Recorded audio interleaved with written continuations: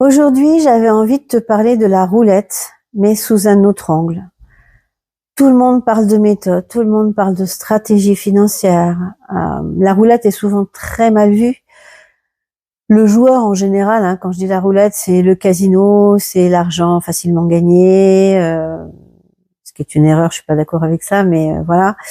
Et moi, j'avais vraiment envie de te donner une autre image de la roulette aujourd'hui euh, par rapport à tout ce que tu peux trouver ailleurs. Et le meilleur moyen de pouvoir te montrer et te faire comprendre ma vision des choses, c'était de te raconter un petit peu mon histoire et de témoigner aujourd'hui de ce que la roulette a fait pour moi, de tout ce qu'elle m'a apporté et pourquoi je suis reconnaissante aussi pour plein de choses aujourd'hui. J'ai été fonctionnaire pendant une vingtaine d'années à peu près, tout ça parce que ça permettait à ma maman d'être rassurée. Sa fille avait la sécurité de l'emploi, de très beaux postes, des postes à responsabilité, que ce soit à la justice, à l'agriculture ou à l'intérieur. J'ai beaucoup évolué dans ma carrière. Et donc, j'ai fait un peu ce qui faisait plaisir à ma maman. Je regrette absolument pas, je crache pas sur la fonction publique, qu'on soit bien clair, c'est pas le but de cette vidéo, c'est juste que je veux te montrer quels sont les changements que ma nouvelle vie m'a apportés. Je crache d'autant pas sur la fonction publique d'ailleurs que c'est grâce à elle que j'ai pu faire toutes ces formations de formateur, de pouvoir augmenter mes compétences en matière de pédagogie, en matière de recrutement, en matière de détermination des profils.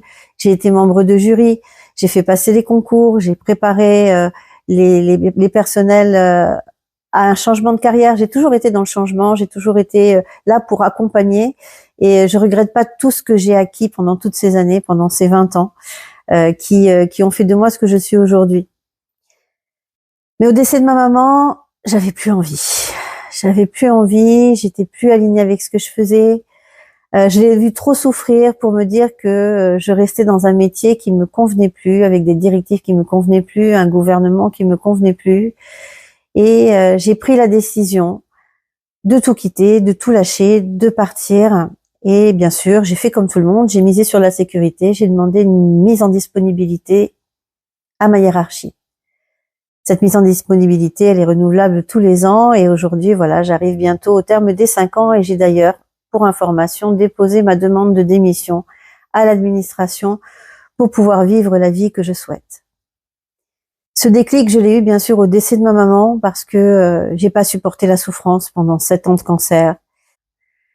7 ans à se battre pour essayer d'avoir une vie meilleure, une vie qu'elle a sacrifiée pendant des années pour moi, entre autres, pour que je sois à l'abri, à toujours essayer de mettre de l'argent de côté, à avoir un peu plus.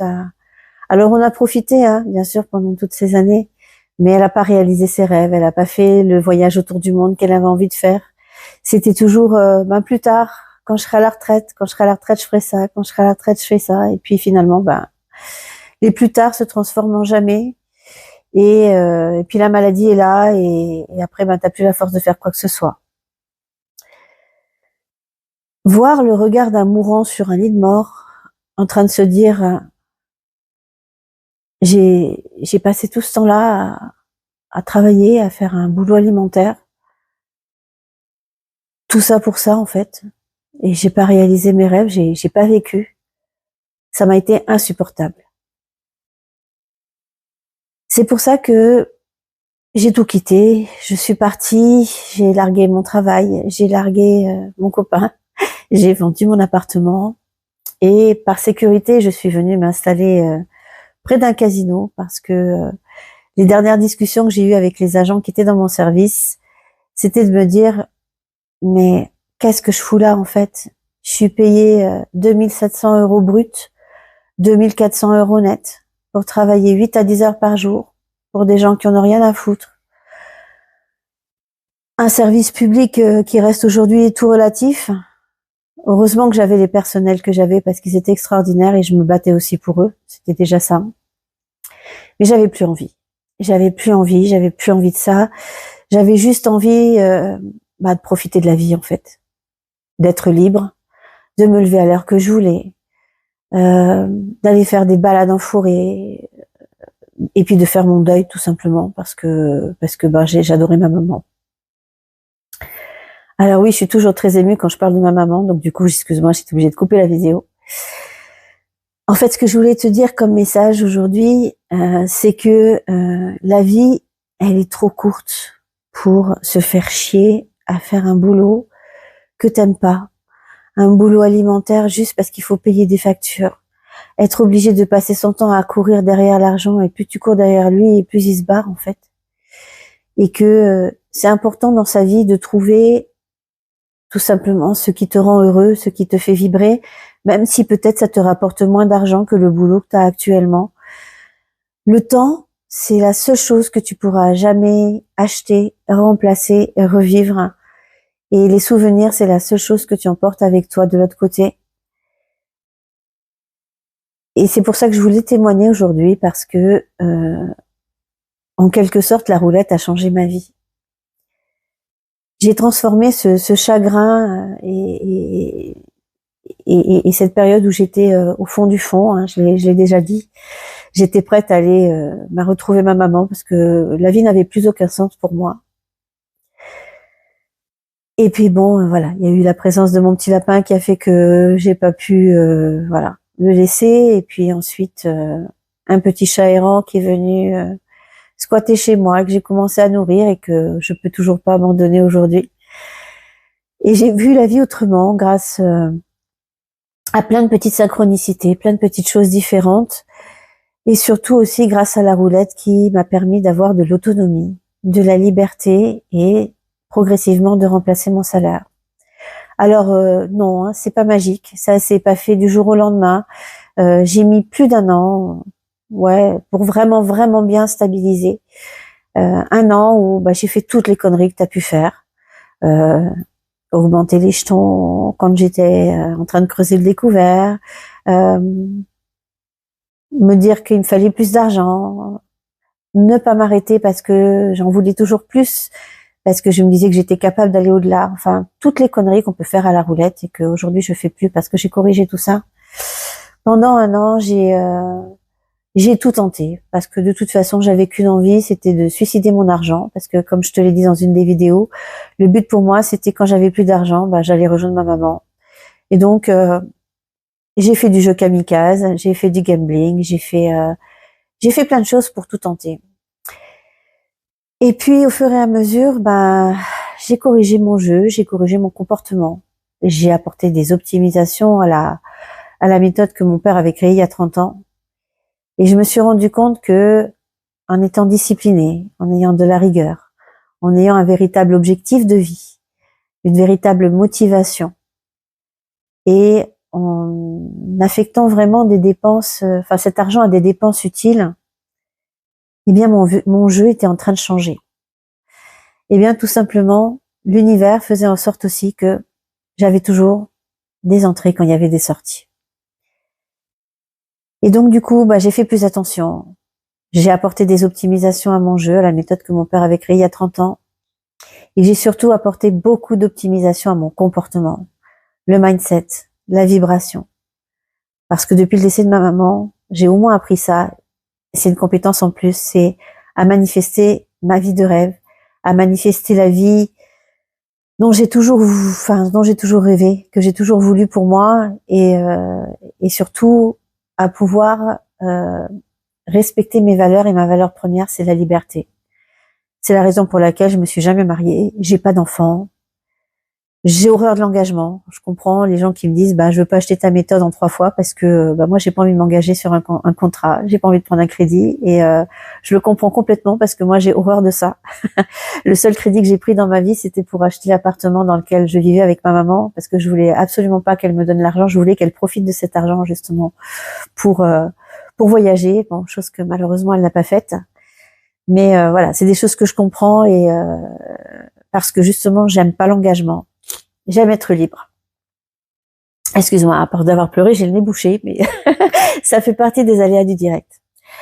Enfin voilà, ce que je voulais vraiment te passer comme message, c'est que la roulette, c'est pas forcément quelque chose de négatif.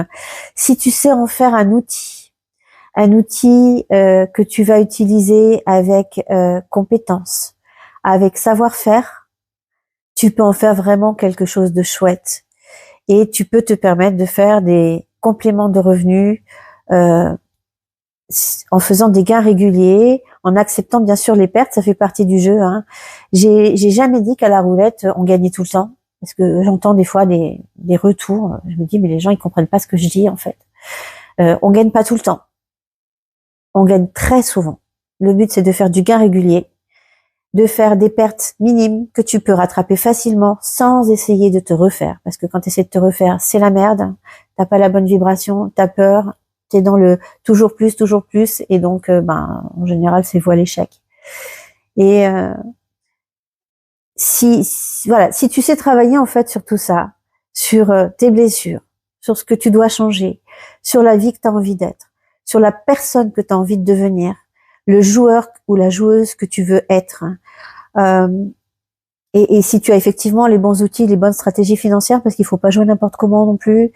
C'est pas au petit bonheur la chance. Hein. Moi, j'aime pas les gens qui disent ah bah t'as de la chance. Non, j'ai pas de la chance. J'ai de la compétence. J'ai travaillé pour ça. Pendant 1 an, de manière intensive, j'allais tous les jours au casino. Tous les jours, je notais mes permanences. Tous les jours, je les retravaillais. Tous les jours, je notais aussi ce qui allait pas dans mon comportement. Qu'est-ce qui m'avait fait perdre. Bon, j'ai eu la chance, c'est vrai, d'avoir une très bonne méthode dès le départ. Et comme j'ai dit, la plus grosse perte que j'ai eue, c'est 1500 € sur un mois. Donc, c'était pas non plus ouf par rapport à tout ce que je peux voir ailleurs et aux personnes qui se font interdire de casino. Mais ce que je veux te dire là aussi par là, et je suis désolée pour la répétition, hein, mais c'est vraiment le message que je veux passer. La roulette, quand tu la maîtrises, alors tu la maîtrises jamais à 100%, on est d'accord, il y a toujours un peu d'aléa. Oui, ça fait partie du jeu. Oui, c'est un jeu à risque, mais c'est un jeu à risque minime si tu sais comment t'y prendre, si tu sais comment observer, si tu sais comment bien positionner tes jetons, quand il faut les monter, quand il faut les descendre, quand il faut arrêter de jouer aussi. Si tu sais à quel moment dégager, parce que encore une fois, il n'y a pas de recette miracle, il n'y a pas de méthode miracle, il n'y a pas de logiciel miracle, il y a de l'observation,